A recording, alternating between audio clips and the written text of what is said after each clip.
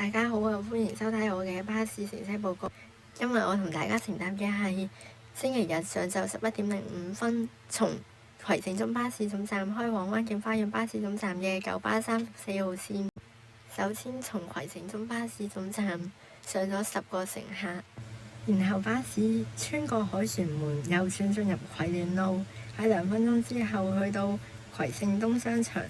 嗰個站落咗一個乘客，嗰個乘客係搭錯車。車上而家剩餘9個乘客，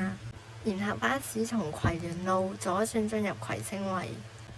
喺1分鐘之後11:09先後抵達葵盛邨盛強樓同埋葵盛邨盛安樓。喺葵盛邨盛強樓冇人上落，喺葵盛邨盛安樓上咗3個乘客，然後巴士沿住葵盛圍一路落車，途經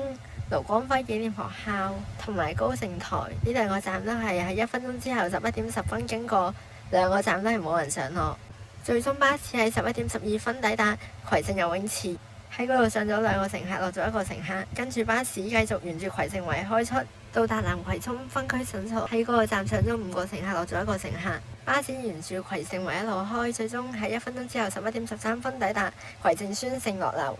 喺呢度上咗2個乘客。車上乘客量去到19個，跟住巴士沿住葵盛圍一路直駛，到達葵盛圍葵康苑嗰個站冇人上落，車上總乘客量不變都係19個，跟住巴士左轉進入大窩口道，最後巴士喺11:17到達葵涌邨下葵樓，喺呢度上咗1個乘客，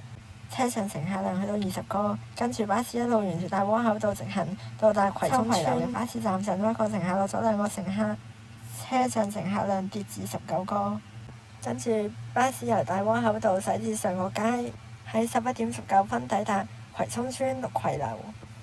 喺呢度上咗3個乘客，落咗3個乘客，車上乘客量不變都係19個。然後巴士沿住上角街直行，喺1分鐘之後11:20抵達葵涌邨紫葵樓呢個巴士站，呢個巴士站上咗20個乘客，冇人落車，總乘客量上升至39個。呢個站亦都係全程車入邊最多人上車嘅一個巴士站。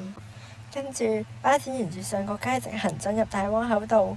然後喺3分鐘之後11:23到達大窩口村富華樓呢個巴士站，呢個巴士站冇人上落。跟住巴士一路沿住大窩口道直行，到達大窩口村富安樓，喺呢個站落咗6個乘客，車上乘客量跌至33個。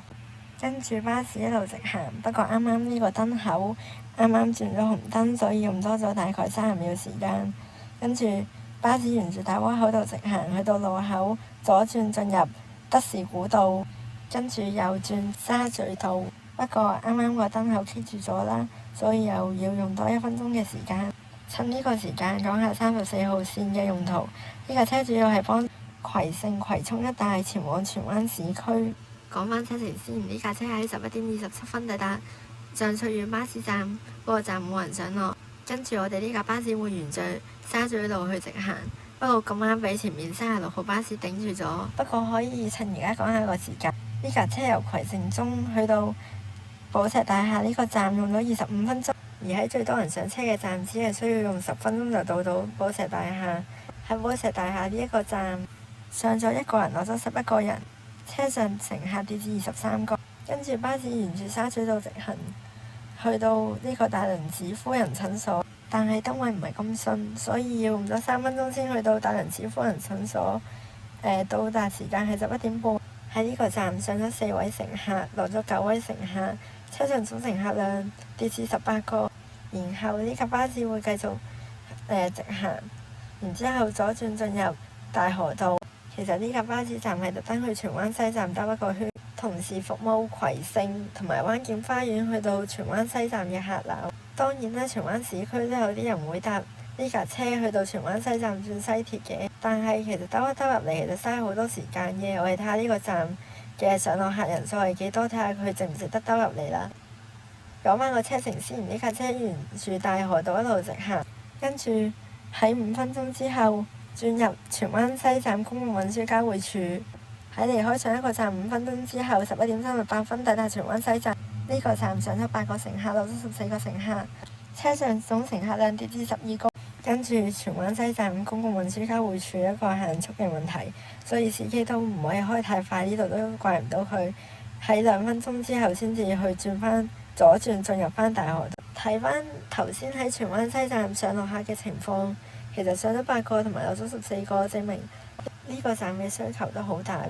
跟住呢架車轉翻去大河道，然之後一路直行，沿住大河道直行。當然轉到翻出去健明街之後，又會同好多去灣景花園嘅巴士路線重疊。乘客除咗可以搭我哋而家嘅34號線之外，仲可以搭48X、364M、234X 或者青山公路出邊嘅234B 都可以抵達翻灣景花園附近嘅位置。九巴亦都喺呢度設咗一個比較平嘅分段收費，本身34號線全程收費係5個7，抵達到健明街之後嘅分段收費4個6，同呢個九巴364M嘅路線係睇齊。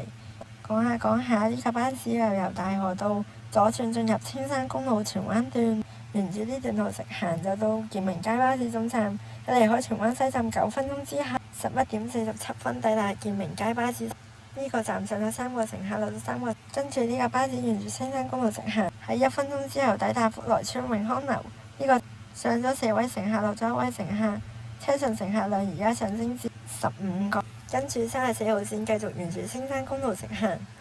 喺11點50分到達荃景圍天橋呢個巴士站。喺呢度上咗2位乘客，落咗1位乘客。車上總乘客量上升至16人。跟住呢架巴士會沿住青山公路直行，到達柴灣角街巴士站。呢個巴士站冇人上咯。跟住巴士會左轉進入海興路，跟住右轉海安路，